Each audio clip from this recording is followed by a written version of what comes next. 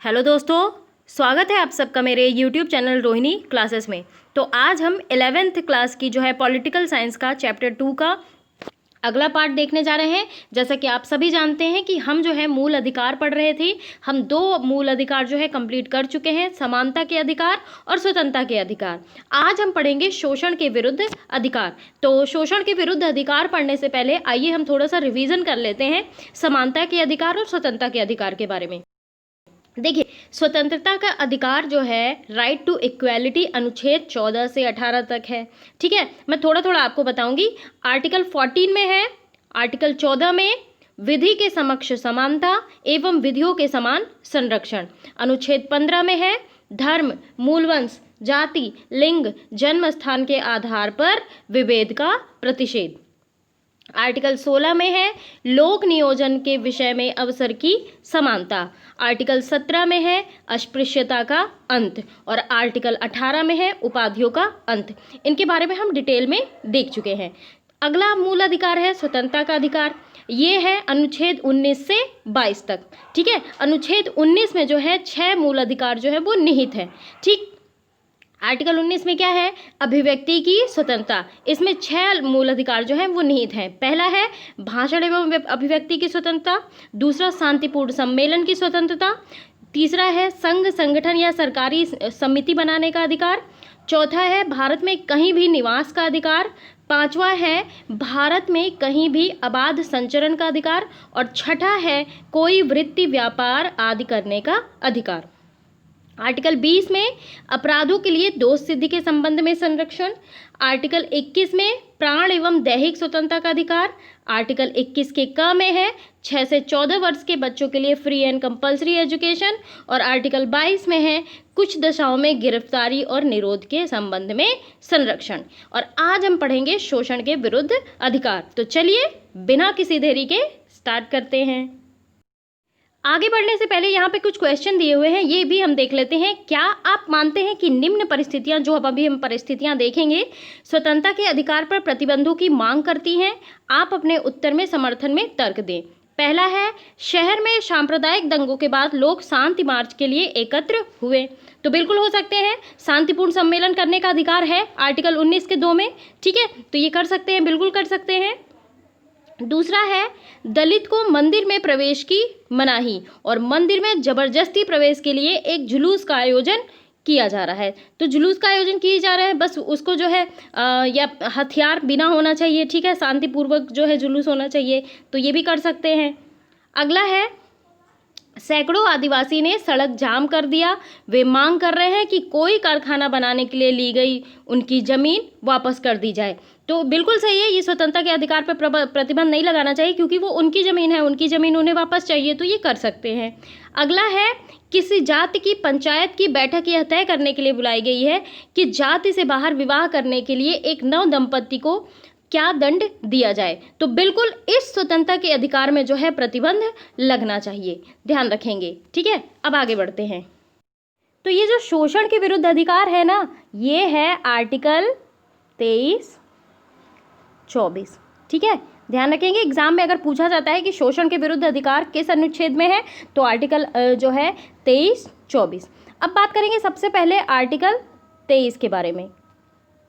Article 23, तो article 23 में है मानव के दुर्व्यापार यानी कि ह्यूमन ट्रैफिकिंग, बलात्श्रम यानी कि फोर्स्ड लेबर तथा बेगार का प्रतिषेध। यानी कि अनुच्छेद 23 में ना मानव के दुर्व्यापार, बेगार यानी कि बलात्श्रम और इसी प्रकार जो है अन्य बलात्श्रमों के प्रकारों पर प्रतिबंध लगाता है। देखिए, इस व्यवस्था, ये जो व्यवस्था है ना, इसके अंतर्गत कोई भी उल्लंघन कानून, ध्यान रखेंगे, कोई भी उल्लंघन कानून के अनुसार दंडनीय होगा। यानी कि ये जो अधिकार है ना, ये नागरिक और गैर नागरिक दोनों के लिए उपलब्ध है। किसके लिए? गैर और जो है गैर नागरिक और नागरिक दोनों के लिए। और यह जो है ना किसी व्यक्ति को न केवल राज्य के खिलाफ बल्कि व्यक्तियों के खिलाफ भी सुरक्षा प्रदान करती है, ये चीज़ ध्यान रखेंगे। अब यहाँ पे मैंने आपको बताया मानव दुर्व्यापार, देखिए इसका भी मतलब समझ लीजिए थोड़ा सा। देखिए मानव दुर्व्यापार शब्द में ना बहुत चीज़ें इंक्लूडेड हैं, जैसे देखिए पुरुष, महिला, बच्चों की वस्तु के समान खरीद बिक्री, महिलाओं और बच्चों के जो है अनैतिक दुर्व्यापार, ठीक है, इसमें वेश्यावृत्ति भी शामिल है, और जो है दास प्रथा, ठीक है। और इस तरह के कृत्यों पर ना दंडित करने के लिए जो है अनैतिक दुर्व्यापार निवारण अधिनियम 1956 बनाया गया है।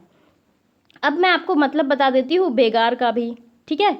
बेगार का मतलब क्या है? बिना पारिश्रमिक के काम कराना, यानी कि आप काम तो करा रहे हैं लेकिन उसके बदले कुछ पारिश्रमिक नहीं दे रहे हैं। ये जो है ना एक विशिष्ट भारतीय व्यवस्था थी। मैं आपको बता दूं जिसके तहत क्या होता था कि क्षेत्रीय जमींदार जो थे ना कभी कभी अपने नौकरों या फिर कह लीजिए कि उधार लेने वालों से बिना कोई भुगतान किए कार्य कराते थे। तो ये जो आर्टिकल 23 है तो इसमें ना बेगार के अलावा बालाश्रम के अन्य प्रकारों और बंधुआ मजदूरी पे भी रोक लगाता है। बालाश्रम का अर्थ सीधा सीधा ये है किसी व्यक्ति की इच्छा के विरुद्ध उससे कार्य लेना, यानी कि पर्सन का जो है व्यक्ति का इच्छा नहीं है लेकिन जबरदस्ती आप उससे कार्य करा रहे हो। तो बालाश्रम में ना केवल शारीरिक और कानूनी बालाश्रम बस शामिल नहीं है बल्कि इसमें आर्थिक परिस्थितियां भी उत्पन्न बाध्यता करती है, ठीक है। यानी कि जो है न्यूनतम मजदूरी से कम पर काम कराना, ये सारी चीज़ें शामिल हैं। और बंधुआ मजदूरी के लिए तो कई सारे एक्ट भी बने हुए हैं। अगर मैं आपको बता दूं बंधुआ मजदूरी व्यवस्था निरसन एक्ट 1976, न्यूनतम मजदूरी अधिनियम 1948 बना है, ठीक है। इसके अंतर्गत क्या है कि आप जो है किसी से अगर मजदूरी करा रहे हैं तो एक न्यूनतम मजदूरी आप जरूर देंगे, ठीक है। इसी प्रकार जो है समान पारिश्रमिक अधिनियम बना है 1976 में। ये सारी चीज़ें हैं। देखिए इन सब अधिकारों के बावजूद ना अनुच्छेद 23 में जो है अपवाद का भी प्रावधान है। किसका? अपवाद का। अपवाद क्या है ये भी जान लीजिए। देखिए ये राज्य को ना अनुमति देता है कि सार्वजनिक उद्देश्यों के लिए अनिवार्य सेवा, उदाहरण के लिए सैन्य सेवा और सामाजिक सेवा आरोपित कर सकता है, यानी कि जिसके लिए ना वो धन देने को बाध्य नहीं है। यानी कि जब आप हमारे देश में अगर विपदा पड़ जाती है तो सैन्य सेवा और सामाजिक सेवा के लिए आप व्यक्ति को हायर कर सकते हैं, बुला सकते हैं, उसके बदले आपको धन देने के लिए बाध्य नहीं होना पड़ेगा। लेकिन इस तरह की सेवा लगाने में ना राज्य को धर्म, जाति, वर्ग के आधार पर भेद की अनुमति नहीं है। ये भी चीज़ ध्यान रखना है, ठीक है। आगे बात करते हैं। आर्टिकल ये समझ गए। अब बात करते हैं आर्टिकल 24 की। आर्टिकल 24 में क्या है? आर्टिकल 24 में है कारखानों आदि में बच्चों के नियोजन पर का प्रतिबंध। क्या है? कारखानों आदि में बालकों के नियोजन का निषेध, ठीक है। तो देखिए किसी फैक्ट्री हो गया, ठीक है, खाने होती है ना, कोयले की खान वगैरह हो गई, ठीक है, और अन्य परिसंकटमय गतिविधियों, यानी कि जहाँ पे जो है संकट की गतिविधियाँ होती हैं, और या फिर कह लीजिए निर्माण कार्य, या फिर जो है रेलवे में 14 वर्ष से कम उम्र के बच्चों को जो है नियोजन का प्रतिषेध है। लेकिन ये जो प्रतिषेध है ना किसी नुकसान जो है ना पहुंचाने या फिर कह लीजिए कि निर्दोष कार्यों में नियोजन का प्रतिषेध नहीं करता। अगर मैं बात बताऊं बाल श्रम प्रतिषेध एवं नियमन अधिनियम 1986 में, ये मैं क्यों बता रही हूँ आपको, ये एग्ज़ाम में पूछा जाता है, ठीक है।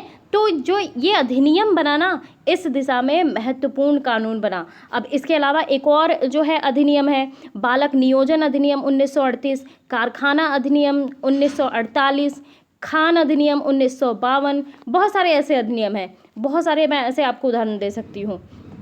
जो ऐसे देखिए प्रावधान इसलिए बनाए गए ना कि इसने बच्चों की शिक्षा, स्वास्थ्य और पोषण में भी सुधार देने के निर्देश दिए। अब जाहिर सी बात है कि आप 14 वर्ष से बच्चों से जो है ऐसे काम नहीं करवाएंगे तो जाहिर सी बात है उनकी शिक्षा होगी, उनके स्वास्थ्य पर इफेक्ट नहीं पड़ेगा, उनको पोषण भी मिलेगा। तो ये जो बाल अधिकार संरक्षण आयोग अधिनियम 2005 जो है ना, बालकों के अधिकारों के संरक्षण के लिए एक राष्ट्रीय आयोग और राज्य आयोगों की स्थापना और बालकों के विरुद्ध अपराधों या फिर कह लीजिए कि बालकों के अधिकारों के उल्लंघन पर शीघ्र निवारण के लिए अधिनियमित करा जाता है।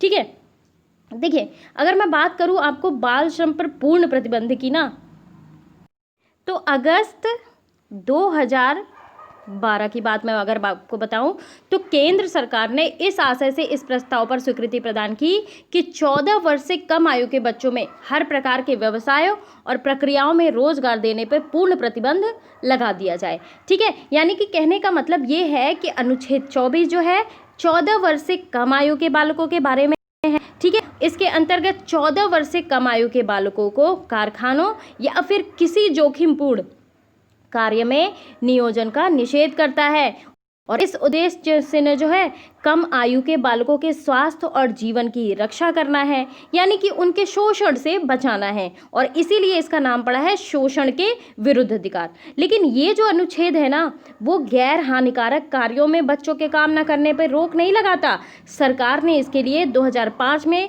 बाल संरक्षण अधिनियम पारित किया है।